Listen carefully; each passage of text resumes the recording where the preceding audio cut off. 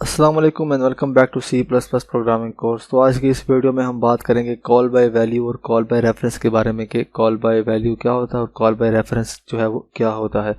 तो इन दोनों को समझने से पहले हम जान लेते हैं कि फॉर्मल पैरामीटर्स और एक्चुअल पैरामीटर्स जो हैं वो क्या होते हैं। तो इनमें सबसे पहले हम बात करते हैं कि जो एक्चुअल पैरामीटर्स होते हैं वो कौन से वाले पैरामीटर्स होते हैं। तो जब भी हम अपने प्रोग्राम के अंदर कोई भी फंक्शन बनाते हैं तो उसको हम जो है वो उसके नाम से जो है वो कॉल करते हैं। तो जब हम फंक्शन को कॉल करते हैं तो उस वक्त जो हम फंक्शन को पैरामीटर्स जो है वो पास करवाते हैं तो उनको हम बोलते हैं एक्चुअल पैरामीटर। फॉर एग्जांपल एक फंक्शन मैंने बनाया है जिसका कोई नाम है एंड देन यहाँ पे जब मैं कॉल कर रहा हूँ तो यहाँ पे मैं इसको दो पैरामीटर्स जो है वो पास करवा रहा हूँ ए और बी। तो इनको हम बोलेंगे कि ये दोनों जो है वो एक्चुअल पैरामीटर्स हैं। जब हम फंक्शन को कॉल करते हैं तो कोई पैरामीटर्स पास करवाते हैं तो उनको हम एक्चुअल पैरामीटर्स जो है वो बोलते हैं। इसके बाद दूसरे टाइप की पैरामीटर्स हैं, उनको हम बोलते हैं फॉर्मल पैरामीटर्स।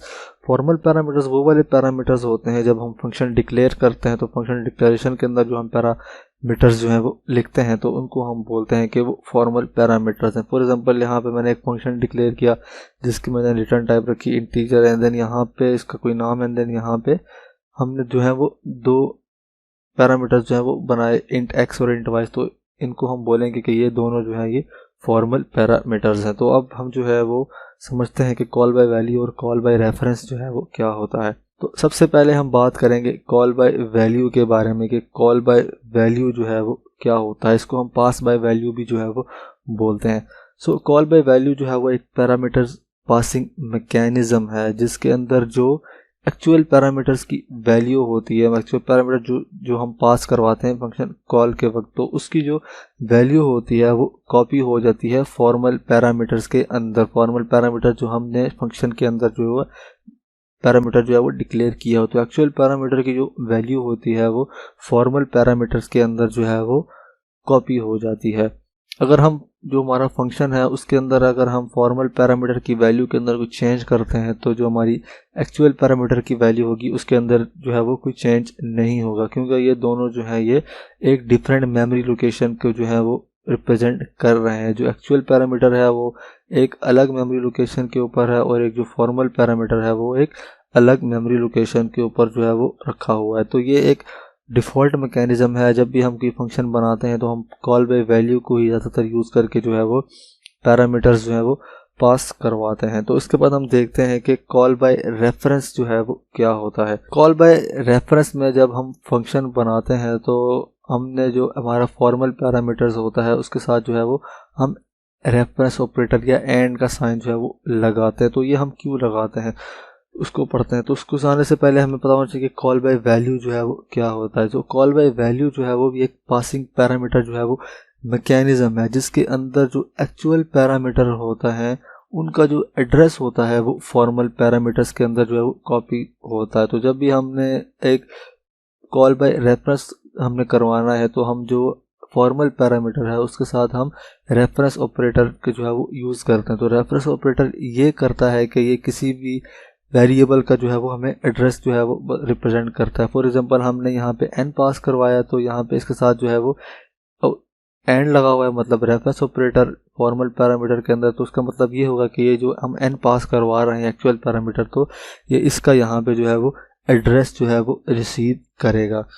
इसका मतलब ये होता है कि जो फॉर्मल पैरामीटर होते हैं वो मेमोरी के अंदर सेपरेटली जो है वो क्रिएट जो है वो नहीं होते। फॉर्मल पैरामीटर हम ऐसा कह सकते हैं कि एक दूसरा नाम बन जाता है एक्चुअल पैरामीटर का।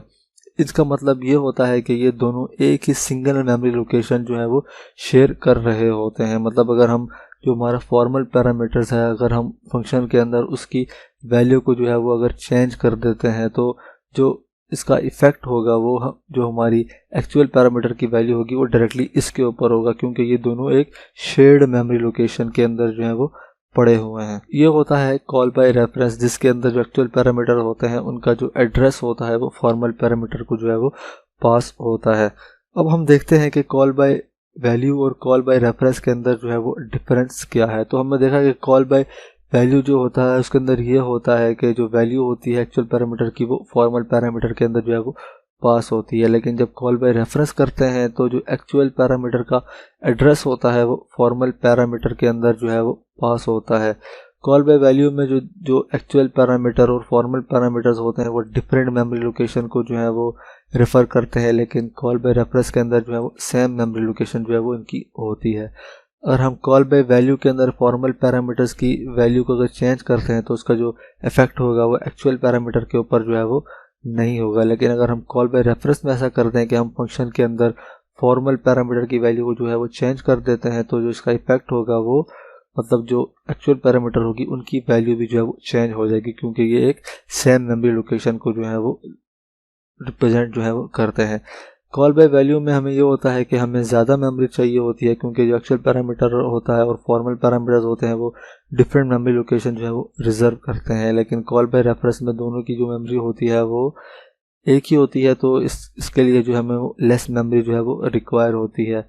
तो जो कॉल बाय वैल्यू है वो लेस एफिशिएंट है, मतलब इतना अच्छा नहीं है, क्योंकि इसके अंदर जो है वो कॉपीज़ बनती हैं वैल्यूज़ की, तो हमारी जो मेमोरी होती है वो ज़्यादा रिजर्व होती है। लेकिन कॉल बाय रेफरेंस में जो है वो एक ही मेमोरी होती है एक्चुअल पैरामीटर की और फॉर्मल पैरामीटर्स की, तो इस वजह से जो है ये मोर एफिशिएंट है। तो आई होप कि आपको ये कॉल बाय वैल्यू और कॉल बाय रेफरेंस का जो कॉन्सेप्ट है ये समझ आ गया होगा। सो आज की वीडियो के लिए इतना ही, मिलते हैं नेक्स्ट वीडियो में।